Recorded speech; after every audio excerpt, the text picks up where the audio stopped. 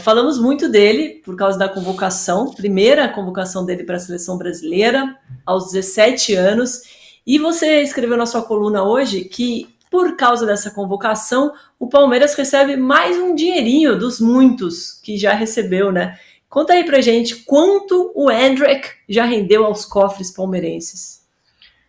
Pois é, o Palmeiras colocou aquelas várias metas, né, no contrato, né? A gente vai lembrar que o Endrick foi vendido ainda com 16 anos e a legislação permite só que ele vá para a Espanha quando ele completar os 18. O Palmeiras vendeu com uma questão fixa de 35 milhões de euros, 2 vezes, vai receber 2 parcelas aí, e depois colocou mais 25 de metas, o que pode dar 60 milhões de euros, mais os 10 milhões mais ou menos aí de imposto que tem, né, de impostos que a gente poderia colocar nessa negociação, o Real Madrid que vai arcar. Então foi uma negociação de 70, que 60 fica por Palmeiras caso o Endrick atinja todas essas metas. Essas metas o Endrick já fez 2 vezes 5 gols, então a cada 5 gols ele ganha ele dá para o Palmeiras 2 milhões e meio de euros, já fez isso 2 vezes, e teve agora a convocação para a seleção brasileira que dá mais 1 milhão e pouquinho. Então, de meta aí, ele já fez praticamente 6 milhões e meio de euros desses 25 que ele ainda pode fazer. Essa meta ela ainda pode ser cumprida no Palmeiras até o meio do ano que vem, quando ele ainda pode fazer mais essas questões de 5 gols. E também tem algumas metas que ele pode cumprir no começo dele lá no Real Madrid. São metas que o Palmeiras considera que elas vão ser cumpridas e que o Palmeiras, desses 25 aí, pelo menos uns 20, o Palmeiras imagina que vai conseguir receber. Então seria uma transação aí de 55 milhões de euros sem os impostos, né? 55 milhões de euros livres, mais os impostos que o próprio Real Madrid vai pagar. E, só para finalizar, o Palmeiras tem direito a 70% disso tudo, porque o Endrick tem 30% do passe. Do passe não, né? Passe é coisa de velho, dos direitos econômicos. Eu gosto de passe. Júlio, ele é um cara para fazer a diferença nesse jogo hoje. E adianto já, coloco mais uma pergunta aqui. O Francisco mandou um superchat, muito obrigada. Mas ele mandou para o Danilo, mas eu vou passar para você também. O Abel vai sabotar o LG como fez com o Endrick? Vai sabotar quem? Luiz Guilherme. O LG. O famoso rapper LG. É isso. O LG que foi convocado para a seleção olímpica, né? Essa convocação aí, que é a minha última coluna, eu acho uma piada, sinceramente, assim. Tirar um monte de jogador dos times na data FIFA para treinar, é demais, né? Vai jogar, joga com a Zâmbia, sei lá, joga com qualquer um, mas treinar não dá, né? Mas não, eu não acho que o Abel vai sabotar ninguém. E eu não concordo com as críticas ao Abel por não ter usado o Endrick nas partidas lá contra o Boca. Gente, o Endrick começa o ano titular, né? O Abel faz uma aposta ali no Endrick por bastante tempo, e o Endrick não estava jogando bem. A gente pode colocar aqui vários fatores que justifiquem o Endrick não jogar bem. Tem vários atenuantes, inclusive o menino ter 16 para 17 anos, né? O pessoal se esquece. O que a gente estava fazendo na vida com 16 para 17 anos? Mas ele teve várias chances. Ele não estava rendendo, ele sai do time, e quando ele volta numa mudança tática ali do Abel, e funcionou. Ele pode decidir, é claro que ele pode decidir, ele tem talento individual para isso, mas eu ainda não vejo o Endrick dessa maneira, assim. Eu não vejo o Palmeiras como um Endrick mais 10, sabe? Eu acho que o Palmeiras é uma obra coletiva, sempre foi. Acho que essa é o grande mérito do Abel Ferreira.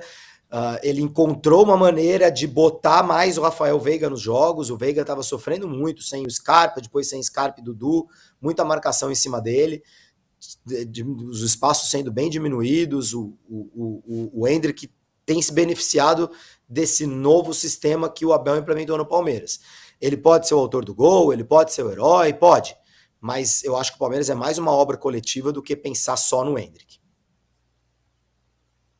E você, Danilo, se você fosse escolher um jogador deste confronto de hoje, qual seria? Um jogador entre Palmeiras, de todos os presentes aí de o Palmeiras. Cara que vai fazer a diferença. Bom, assim, nesse atual momento, considerando o momento, o Endrick é o cara que pode fazer a diferença, porque o Pedro tá voltando a fazer gol e tal, mas não tá no melhor momento da carreira dele. O Endrick tá subindo a parte da montanha-russa, né? Não tá caindo. Então eu acho que o Endrick, ele tem essa capacidade de fazer a diferença. Não acho que seja Endrick mais 10, mas é o cara que tá chamando a responsabilidade e que tá fazendo a diferença nesses últimos jogos. Fez gol contra o Atlético Paranaense, fez os gols contra o Botafogo, é um cara que chama jogo.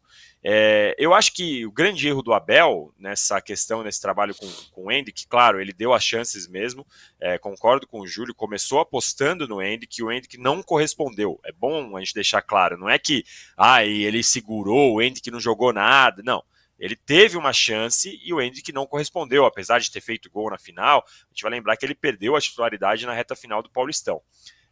E aí, para mim, o grande erro do Abel, o primeiro grande erro foi ele ter insistido muito com outros jogadores que não estavam na sua melhor fase e ter deixado o Endrick um pouco de lado. E aí eu coloco o Rony nessa, por exemplo, que é um candidato direto. O Rony tem quase 50 jogos como titular, o Endrick tem 25. Então, assim, eu entendo, o Endrick não correspondeu, mas a insistência com o Rony, mesmo o Rony estando longe de estar na sua melhor fase, para mim ele poderia ter insistido um pouco mais com o Endrick. Jogadores de outras posições que tiveram um tratamento diferenciado também, por exemplo, o Gabriel Menino. O Gabriel Menino teve 2, 3 jogos bons no ano e, putz, não saiu do time nem a pau. Então, a gente mostra que com alguns jogadores ele tem mais tolerância do que teve com o Endrick. Esse foi o primeiro errinho.